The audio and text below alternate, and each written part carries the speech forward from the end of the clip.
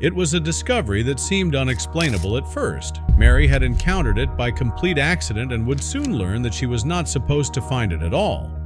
Nobody was, but there was no way back for Mary. She had gotten herself involved in something that would change her life forever. The poor woman never wanted any of this to happen. The urge to step into the circle was far too great to ignore for Mary.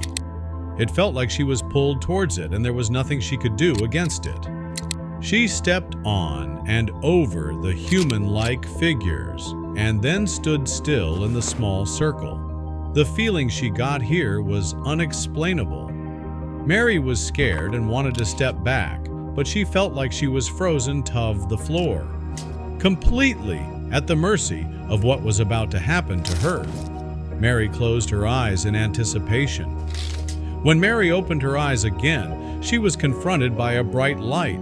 She couldn't see anything else, and only when her eyes adjusted did she see what was going on. But what was this strange find? How did Mary manage to come across it, and what was it even doping here in the middle of the forest? But before we start our story, smash the like button, make sure to subscribe, and hit the notifications bell so you won't miss any new stories. Growing up, Mary had always heard stories about the woods that surrounded her small town.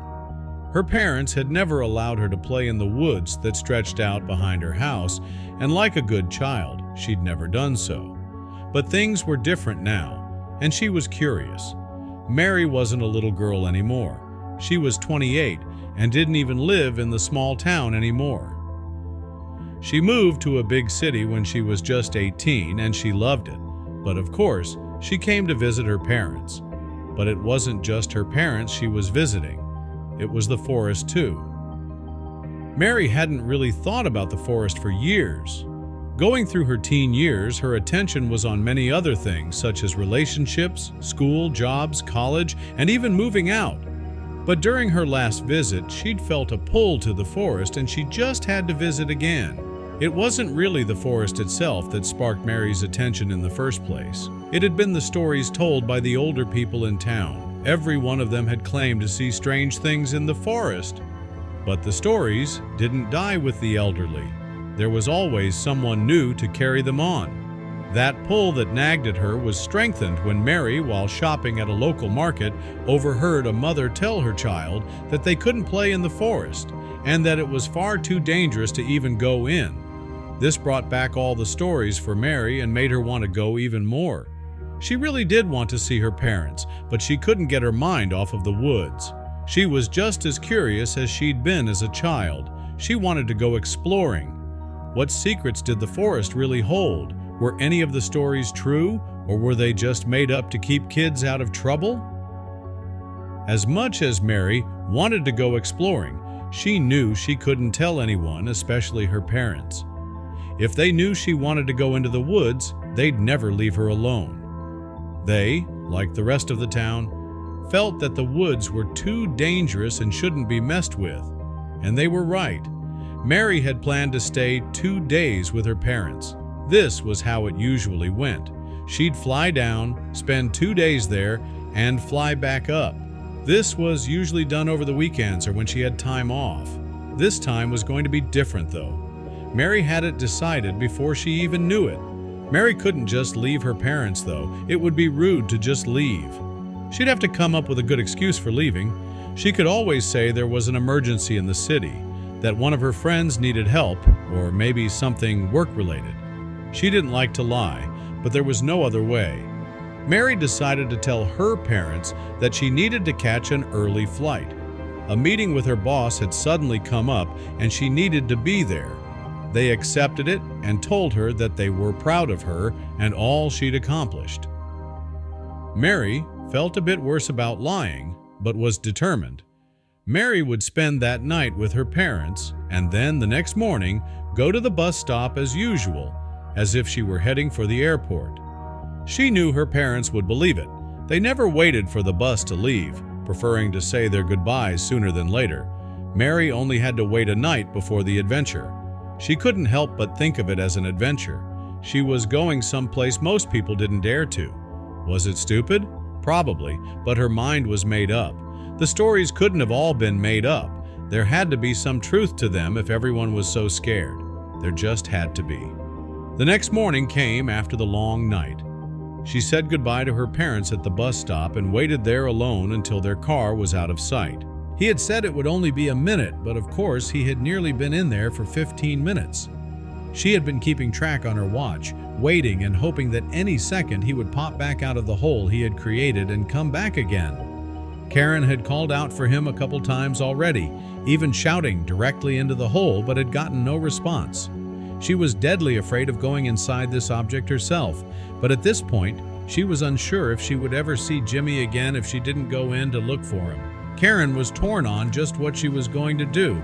It seemed like there was no real good option, but what about Jimmy? Karen already had her phone in her hand when she suddenly heard a muffled scream coming from inside the object. That had to be Jimmy. Jimmy was definitely in need of help, and she was too terrified to do anything. She was definitely too terrified to climb into the hole and try to find him.